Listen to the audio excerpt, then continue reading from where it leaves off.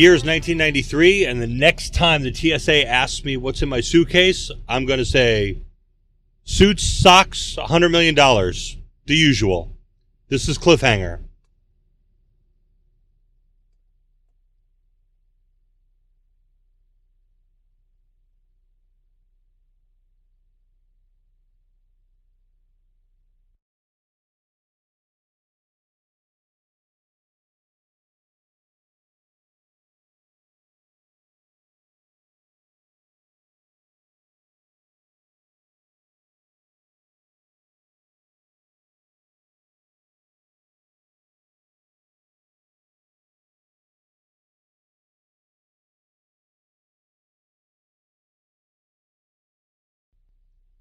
Hello, everybody. Welcome back to another episode of Random Rewatch. This is Mike, and this time we are going over 1993's action spectacular Cliffhanger. This is the follow-up to the episode we did 2 episodes ago, 1997's Face Off, where I said I was going to start off the year with a couple of crazy 90s action movies, and we got interrupted by doing Crimson Tide, which is also a 90s action movie, just not very crazy. But yeah, this one is off the hook in ways that just make it really, really enjoyable to watch. I got to tell you, it's a lot of fun. So the journey to this film is almost as crazy as the film itself. So in the early 90s or probably late 80s, Carolco Pictures, we had talked about Carolco. They were a studio that did a bunch of these kind of action movies. You know, we talked about them when we were doing Field of Dreams, and we kind of went through the history of them a little bit. But, you know, they were known for the Rambo franchise, Total Recall. They were producers on Terminator 2 Judgment Day. They did Cliffhanger. They did Stargate. And then they did a film called Cutthroat Island, which is one of the great box office disasters of all time. But this film, Cliffhanger, was kind of really right in their wheelhouse. But it didn't really start off this way. So they had signed Sylvester Stallone to a deal. He was going to appear in a film called Bartholomew and Neff, which was written by John Hughes, was going to be directed by Hughes, and was going to co-star Stallone and John Candy. So eventually that film kind of went nowhere in its production, and Stallone was with Carolco looking for some other projects to be in. They had a script for a sci-fi horror film, which was called Isobar. This movie, at various points, Ridley Scott was attached to it. Roland Emmerich was attached to it. Kim Basinger was attached to it to co-star with Stallone. It was going to be about some kind of genetically engineered monster who was loose on a train, I think. Joel Silver was involved with it, and eventually that project fell apart. So Stallone jumped onto another Carolco project. This one was called Gale Force, and this was basically pitched as Die Hard in a Hurricane. Probably the major significance of this film is it's one of the early films that really started a bidding war for a spec script in the early 80s. This is even before Shane Black would perfect that model with Lethal Weapon. But the screenwriter David Chappie had written it. He had sold it. Carolco wind up buying it for $500,000 in 1989, I think. They started developing it. They started doing various tasks in order to try to get this thing rolling, which it never did. They wound up spending $4 million on this project. They had signed on Renny Harlin to direct it. They paid him $3 million. And then when the project fell apart, Harlin kept his $3 million, and they started shopping another project for him to work on. So they have Stallone. They have Renny Harlin. Renny Harlin had not done a ton of stuff, but he had done some fairly successful films. He did Nightmare on Elm Street 4. He did Die Hard 2. He did The Adventures of Ford Fairlane, which if you don't know what that movie is, you're better off. He was the director of Cutthroat Island in 1995, which, as I mentioned, was one of the worst box office disasters of all time. It was a film that cost anywhere between $90 and $115 million, depending on the report, and it made $16 million in the box office. So Rennie Harlin had a little bit of a recovery coming, but he did The Long Kiss Goodnight, he did Deep Blue Sea, he did Driven. He's made a bunch of films and is still working. He's currently working on a horror franchise called The Strangers, and I think the second one comes out this year, and then there's an announced third one. So, good for him. So they had Cliffhanger sitting in a box somewhere over at Carolco, and they had a proposed $70 million budget for this. So they moved Stallone and Harlan over onto this project. Originally, Carolco wanted David Bowie for the role of Quaylen. There's also talk about Brian Ferry, the lead singer of Roxy Music. Stallone, he rewrote the script because, of course, he did. They had Carolco was going through, we talked about this in the Field of Dreams podcast. Carolco was going through some big financial shakeups. They had to shut the production down a couple of times because they just were out of cash. Stallone wound up taking a $2 million pay cut off his quote in order to help finance the film and keep the film in production. Filming was mostly done in Italy, even though a lot of it looks like green screen, and probably a lot of it is. But I think a lot of it also has to do with the lighting choices and the lens choices. The cinematographer is Alex Thompson. He was probably at this point best known for doing Excalibur in 1981, but he had done a bunch of other films. He did Legend with Ridley Scott. He had done Labyrinth with Jim Henson. He had just gotten off doing Alien 3 with David Fincher. He would go on to do films like Black Beauty, Demolition Man, Executive Decision. The film was largely shot in, as I said, in Italy, in the Dolomites, in the mountains in northern Italy. Some of it was shot in Colorado. Stallone had a pretty famous fear of heights. So even though there are some shots of him climbing, a lot of that stuff is done in Colorado under more protected circumstances. He would tell a story that he had injured his hand doing the mountain climbing scenes, which is sort of true. He had injured his hands filming mountain climbing scenes that were done on a green screen in a soundstage. For the music, they got in Trevor Jones, who had scored films like Excalibur, Time Bandits, Dark Crystal, Labyrinth, and Last of the Mohicans with Michael Mann. So that's enough pre-production. Let's get right into this film. So we start with a lot of these big panoramic shots of the mountain ranges, establishing shots over the credits. Very typical of the time. They want to take one, advantage of the location that they're in. Two, they want to probably shoot some plates for the green screen stuff.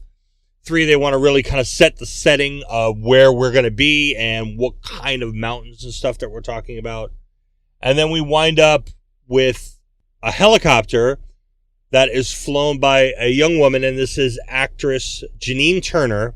Let's talk about Janine Turner for a minute, because this is an actress who I really think she didn't have the career that she should have had. I think she's better than the career she had, but I think a lot of that is probably due to her own choices. What a lot of people forget is that Janine Turner really kind of got her break at the same time as Demi Moore on General Hospital in the early 1980s. In fact, her and Demi Moore wound up playing sisters on that show. Janine Turner was play Laurel Templeton. At that point, she was blonde. And her sister, Jackie Templeton, was played by Demi Moore originally. And then I think Kim Delaney replaced her later on. But they both kind of go off into larger careers. Demi Moore jumped right into film. You know, she was in small roles in Parasite and Blame It on Rio. But her breakthrough was probably St. Elmo's Fire in 1985 and then About Last Night in 1986. Janine Turner kind of took a little bit of a different path. She had a cameo like Demi Moore in Young Doctors in Love, but she didn't really like any of the roles that she was getting offered. So she actually kind of left Hollywood, went to New York, started working on her stagecraft. She started studying at the Actors Studio, but she would do occasional little roles in films and stuff like that, but her big break was really in 1990. She gets cast in Northern Exposure on TV as Maggie O'Connell, and, she winds up winning Emmys, and she winds up getting Golden Globe nominations. Sorry, she didn't win an Emmy. She got nominated. And this really kind of brought her out into, more of the public spotlight. And then she's been working on and off pretty steadily ever since, including a run in Friday Night Lights, which was, a really popular show. Also in this rescue sequence, we have Ralph Waite, who most people would know as the father in The Waltons. And then, of course, we have Sylvester Stallone, who we hear before we see. So let's talk about Sylvester Stallone for a couple of minutes. We haven't done a Stallone movie. He is arguably one of the most important actors of the last 50 years. Michael Sylvester Gardenzio Sly Stallone, born in New York in 1946 in the Hell's Kitchen neighborhood. His father was a hairdresser. His mother was a wrestling promoter. He has one brother, Frank, who is a singer. He's been nominated 3 times for Academy Awards. Best Actor, Best Original Screenplay for Rocky, and Best Supporting Actor for Creed. He has 2 BAFTA nominations, Best Actor and Best Screenplay for Rocky. He has a bunch of Golden Globe nominations, Best Actor and Best Screenplay for Rocky, and a win for Best Supporting Actor for Creed. And this guy is like the definition of the, working, struggling actor back in the 1960s. He did a couple of roles as extras in the late 1960s. He had an uncredited, I think it was uncredited, but it was certainly not a speaking role, as a soldier sitting at the table in Robert Altman's 1970 movie MASH. He did a couple of softcore porn movies in 1970, The Party at Kitty and Studs, and Lovers and Other Strangers. Some other extras in films like What's Up, Doc? Or Clute. And then he really probably got his first big break in the 1974 Martin Davidson film Lords of Flatbush. This film also gave us Henry Winkler and Perry King.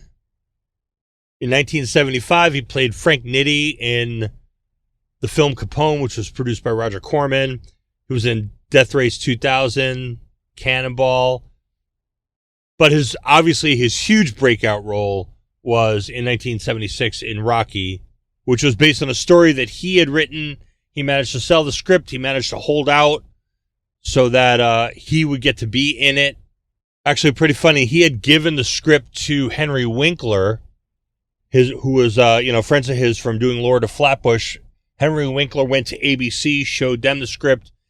They bought the script. They wanted to make it into a TV movie, but they wanted it rewritten by a professional screenwriter. And Stallone begged Winkler to get the script back. And so Winkler went back to ABC and said, hey, we'll give you the money back. Just give us back the script. And ABC didn't want to, but Winkler pressured him. And at the time, in the mid-70s, Henry Winkler was one of the biggest stars on TV as the Fonz in Happy Days. And he was able to push them around and get the script back for Stallone.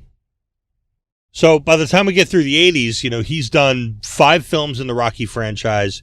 He's done 3 films in the Rambo franchise. He's done Cobra, which is its own crazy story. We'll get into that someday. He did Tango and Cash. He's done Oscar Stop. He started doing comedies like Oscar Stop My Mom Will Shoot. And then he gets into this film, Cliffhanger. So we've got the sequence up on this mountain, and we see Stallone. He's climbing, and we find out that there are people stuck on top of the mountain. And this is Michael Rooker, another guy who's just a solid working character actor, had done a bunch of films. Probably his big breakout was the Tony Scott film in 1990, Days of Thunder.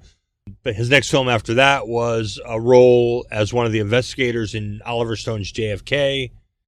He had a role in George Romero's adaptation of the Stephen King novel The Dark Half, and now he's in this movie in Cliffhanger. Modern audiences obviously will know him as Yondu Udanta in the Guardians of the Galaxy movies. So there's a lot of lighthearted banter back and forth between these guys. They're obviously all friends. They obviously all know each other. They're stuck on this mountain. Probably because Hal, who's played by Rooker, has hurt his back or his leg or something along those lines. So they have to do this rescue, which involves taking a line from the helicopter and basically rappelling along this line from their spot on the mountain to the helicopter. Hal goes first. He does it. And Gabe, who's played by Stallone, hooks up Sarah, who is Hal's girlfriend, played by Michelle Joyner, who doesn't really have that much of a IMDb. She starts to go out, and then there's a problem with her buckle on the strap, and off she goes. Gabe, help me, please! Gabe, you have to go after her. No! Gabe, no! Call us out, we're coming up to get you! No! It's not rigged for two people. Just keep it from swinging. I'm going to send out my harness. Look, forget the harness. There's no time. I'm going for her. Gabe! And so now this sets up the main conflict, which is going to be between Hal and Gabe. But there's also this kind of conflict between Gabe and Gabe, which we'll get to in a sec. Now we have a cut into an office, and it's a Treasury Department office. And we see some guys walking around, and we're very, very heavy on the exposition here to set up what's going on. These are Treasury agents. They're going to be moving a large quantity of high-value currency. Shit, what we've got, and the most useless. These bills aren't even in circulation. $1,000 bills we're transporting are only used for international banking exchange. You always transport through the air? Mostly armored cars can be hijacked, trains derailed, but nobody can touch us in flight. So you have the agent in charge, who is Paul Winfield, another mainstay of movies throughout the 80s and 90s. Star Trek II, Wrath of Khan, Terminator. I mean, this guy was in all kinds of stuff. You have Rex Linn as Travers, who's like the hotshot agent. This is only Rex Linn's fourth film. He's done at this point he'd done a bunch of guest starring roles on television, but he'd only been in 3 movies before: Night Game, Thunderheart, and Sniper. You have an FBI agent who's going along, who's played by Vito Ruganis, and Paul Winfield makes a crack about how you can't hijack a plane, and that will not age very well. So now you have your setup, okay? You have these guys, Hal and Gabe, who are going to be at each other's throats. You have this plane full of money coming, and off we go. We see Gabe driving his truck. He runs into a couple of surfer bro ski guys or whatever. We'll see them later. Comes up on Jess, and they start to have this conversation about, is he back? Why is he back? And it's obvious that he's got a lot of guilt about what had happened to Sarah. A lot of things fell apart on that ledge, I know. but I don't think you know how much. Why can't you just believe you did everything you could? Did I? I don't know. Maybe I shouldn't have gone out on that line. Maybe I panicked. I don't know. I was there, remember? You were the only one who didn't panic. So why don't you do us a favor and quit hoarding Come back all to the the flight, guilt? and it's obviously that there's another flight. There's another plane that Matheson sees out the window. There's a struggle there. Rex Linn winds up killing him, killing his other agents, including Vince McGill, who's weirdly in this movie. So they hijack him and the pilot, hijack the plane. There's this sequence where Rex Linn's character Travers goes from, there's a cable from the plane to the other plane, and he slides down the cable. At the time, this was the most expensive stunt ever filmed. They paid stuntman Simon Crane $1 million to do the transfer between the two planes at 15,000 feet. Sylvester Stallone actually paid the money out of his pocket because Carol Co. couldn't afford it and didn't want to pay for it, but he wanted it in the film, so he took it out of his own salary to pay Crane. Simon Crane, by the way, will go on to have like a really fantastic career. I mean, he started out as a stuntman in Robin Hood, Prince of Thieves in 1990, and would just continue to go on and do stuff like, you know, Hancock and X-Men and Troy and Mr. and Mrs. Smith and Men in Black and Edge of Tomorrow, Jason Bourne, Hobbs and Shaw, Rogue One. I mean, guy was still working through like 2021. So really, really great career, both as a stuntman and a stunt coordinator. Anyway, so at this point, we meet John Lithgow as Eric Quaylen. Lithgow's career goes back to the early 1970s. Been in dozens of movies. Probably his first big thing was Terms of Endearment in 1983, and then Footloose in 1984 as Shaw Moore. 2010, the movie, not the year, 1984, 2010, the year made contact. Harry and the Hendersons, Memphis Belle, LA Story. I mean, this guy had been in a bunch of movies up until this point. I don't know what he's doing with this accent, but everything else that he does, I think, is great. So they try to transfer the money. That fails. The money falls down into the mountains because we need to have a movie. The pilot and Travers die on their plane because we don't need them anymore. And the plane that these guys are on crashes. Typical 90s Hollywood drag-a model plane through the woods crash. Looks pretty good, actually. The crash is not bad. And naturally, everybody survives.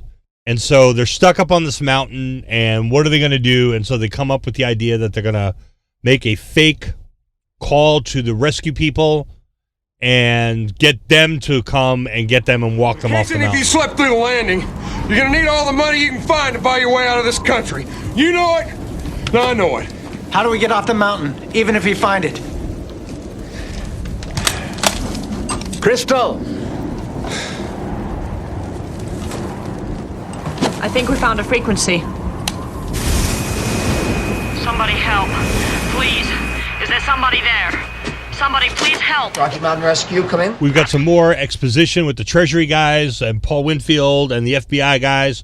Turns out the FBI guys knew that there was an opportunity for this plane to be hijacked. They thought that maybe there was somebody from the Treasury Department who was in on it. They know all about Eric Quaylen, so we get a little rundown on who this Quaylen guy is. The money is in unexchangeable denominations. I tell you, man, it'd be useless for anybody to try to steal it. Yeah, except for this man. Who the hell is this? Name is Eric Quaylen. We've been tracking him for some time now without much success. He's a former member of military intelligence who's found out it's more profitable going to the other side. Industrial espionage, hijacking diamonds from South Africa, theft and disposal of millions. And of course, he's ex-Special Forces because all these guys are always ex-Special Forces. Jesse calls Hal and tells Hal that there's people stuck on the mountain. Gabe is there. Gabe's going to go up with them. Hal and Gabe get in the fight that they're going to get into where it seems like Hal's almost going to throw Gabe off the mountain. Why the hell did you come up here? To prove something? Look, I know how you feel about me, all right? You don't know anything! You did it your way, and she died. I got to really ask, though, can Hal, like I know it was his girlfriend and everything, but can Hal really blame Gabe? I mean, this guy's an experienced mountain climber. He's an experienced rescue guy. He knows what happened. He knows the bag failed. It had nothing. The line was he was saying, "Oh, it's your weight on the line that killed her." That makes absolutely no sense. She was falling before Gabe even got on the line, and then he came out to try to rescue her, and it had nothing to do with his weight on there. It was just her weight, the glove, her hand slipped out of the glove. It really had nothing to do with the fact that Gabe was out on the line because it all started before Gabe even went out on the line. So it's really I mean, I know emotion kind of clouds it, but you get the feeling it's been a while, at least a few months, if not a year. It's like you get this idea, like, why has Hal not come to his senses? Why has Jess and Frank not talked some sense into him? Why has Gabe not come to his own senses? It seems like this whole guilt thing and this conflict between Hal and Gabe is kind of manufactured a little bit, but hey, that's why we got a movie.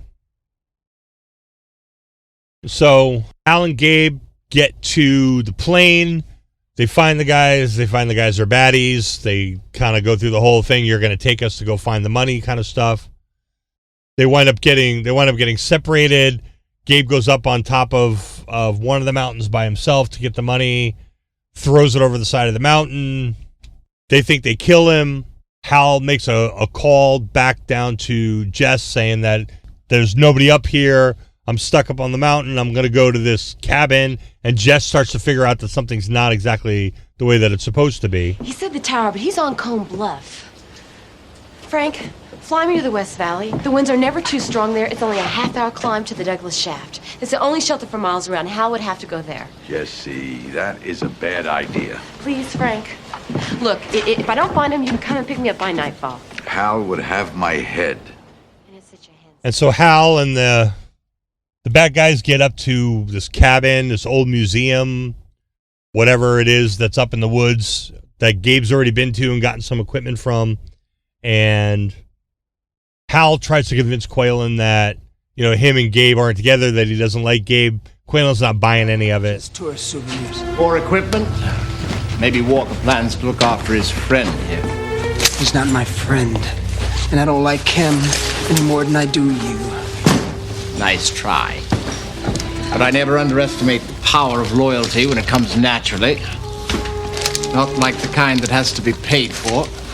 Jess hooks up with Gabe, and he explains the whole situation to her. They go and they find the second box of money, and as they're sitting overnight, they use it to build a fire, so they burn $100 million. Somewhere around here, I think it's a little before that, there's this chase in the woods. These guys are chasing them. They do the old night vision goggles with the flare gag, where they blind the guy who's wearing the night vision goggles. Never fails. Always good stuff. I love it. Next day, they run into Evan and Brett, the two like surfer snowboard guys. They kill one of them. The other one jumps off the mountain, but he lands in the trees, and I forget, did he die? He might have died, or yeah, I think he died. They come across to this rope bridge, because of course there's a rope bridge that's going to feature very dramatically in the end, but they go across the rope bridge. And meanwhile, Jess and Gabe are taking a shortcut through the crack, which is this narrow crack in the ice, I guess. And there's this thing with bats where she's in the cave and all these bats come and fly at her. But then he's climbing up through it, and Kinnett, who is like one of the sadistic henchmen, sees Gabe coming up, and he captures Gabe, and then they have a little go around. Life's on sale, Walker. Price is $30 million. Where is it? It's gone. Where's the money? I burned it. Never could save anything. Not even a dumb mountain boy like you would burn $30 million. I don't make deals, Walker, but I'll make one with you. Hand over the money, and I'll just kill you and not the girl. Typical 80s, 90s macho bravado stuff going on, but they have a fight. Gabe winds up killing Kinnett. Meanwhile, Frank flies up. He finds Hal and Quaylen and their party. Quaylen winds up killing Frank. Now they're going to take the helicopter. There's a little back and forth between Travers and Quaylen about who's going to be in charge, and this little scanner thing, the locator that's got 50,000 code combinations to change every 15 minutes. Travers thinks that maybe he's going to kill Quaylen because he's still got Crystal to fly the helicopter, and Quaylen decides to show Travers just how far he's willing to go. So what's the plan, Travers? We use the chopper to find the money, right? What a good idea. But then again, without a pilot, nobody even gets off this mountain. What are you doing, Eric? Do you know what real love is, Crystal? No. Sacrifice. So now Quaylen is the only one left who can actually fly the helicopter. So they find the third case. I guess Gabe finds it first. He puts the tracker on a rabbit. So they're chasing a rabbit around the woods. That doesn't get old. It works in this. Works in the Bourne Legacy. Works every time they do it. So then Hal gets in like a little something with Delmar, who's the other sadistic henchman, the Australian guy who does this weird soccer thing with him before he tries to kill him. Striker moves to his left. He draws back his foot. He comes in.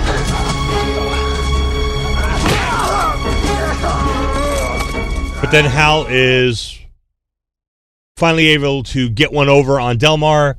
They fight, and he winds up shooting Delmar and throwing him off the cliff.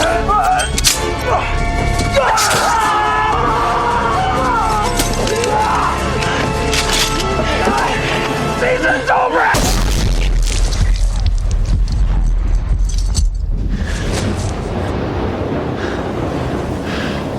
Sit quietly. Little quippy one-liner there from Travers. So Quellen's got Jess. She's in the helicopter with him. He's flying the helicopter.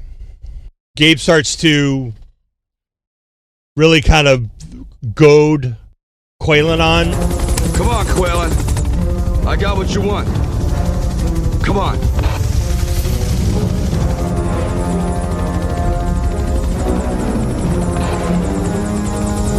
Come on, come and get it.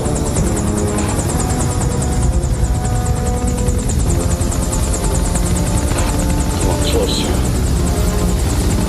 Come on, closer. And for some reason, I all I could think of when I was watching this was Rocky 3, when in the second fight between Clubber Lang and Rocky, when Rocky was like kind of goading Clubber Lang on there. You ain't so bad. You ain't so bad. Come on, come on. Ain't so bad! Ain't so bad! I don't know. I just thought that it had like the same kind of energy. But anyway, Gabe disables the helicopter by throwing a cable up into the rotors, and the helicopter crashes. Hal comes up. Everything's all better between the two of them now. The Treasury agent guys show up in their helicopter. You have that last final quip. Okay, buddy. You think you could have put a little less effort into that climb? I mean, I thought you were in shape. I guess I'm just falling apart. Yeah. This is Agent Wright. Copy? Yeah, copy. Please identify yourselves. Over. Yeah, this is Hal Tucker, Rocky Mountain Rescue. Hey, we're glad to see you guys. If you're looking for Mr. Quaylen, try about 4,000 feet south of here. And that's the end of Cliffhanger. So how do we wind up? So this film had a $70 million budget, had a $20 million opening weekend. It wound up doing $84 million in the U.S. And a total of $255 million. So that's pretty good. They wound up having to cut 16 seconds out of it for release in the United Kingdom. Something about excessive violence in order for it to get the 16 rating, I think it's called. They do the ratings a little differently than we do here in the U.S. It's got a 68 on Rotten Tomatoes. That's kind of harsh, guys. It's got a 60 on Metacritic, and it's got a B on CinemaScore. Roger Ebert, 3 stars.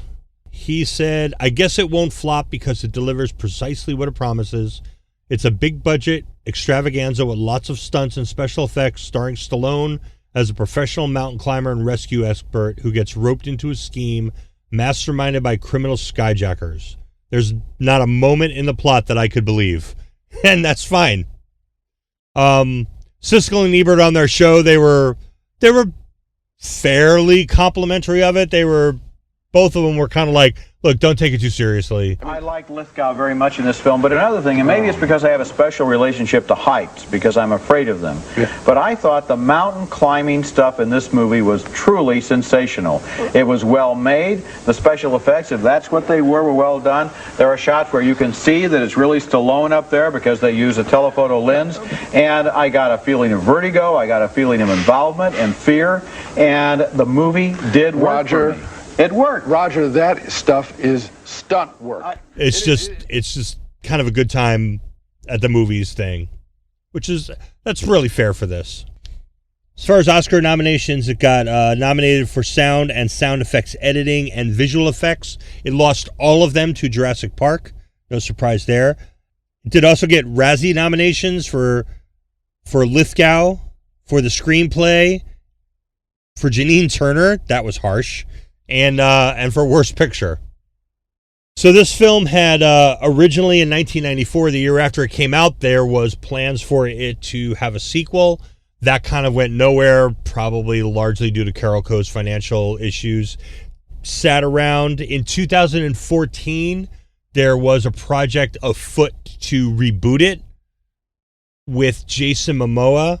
That sat around and didn't do anything for a while. In 2023, there was plans to do a legacy sequel with Stallone, legacy sequels being all the rage, and that eventually morphed into a modern reboot with Lily James and Pierce Brosnan that is now in production, so we should be seeing that pretty soon. There was a novelization, there was a video game. But, basically at the end of the day, look, is this a great film? This is absolutely not a great film. Is it a terrible film? No, it's not. It's a good, Sunday afternoon, napping on the couch watch. It's a good, I need to turn my brain off for 90 minutes. A little more than that. It's 113 minutes. I figure 110 minutes, 105 minutes of actual movie runtime. It's a good way to blow an hour and a half. Other than that, it doesn't really have a lot going for it, but it's one of those typical Stallone action movies, like Daybreak is another one. It's fine. So that's Cliffhanger. Thank you for listening, and we are going to catch you next time.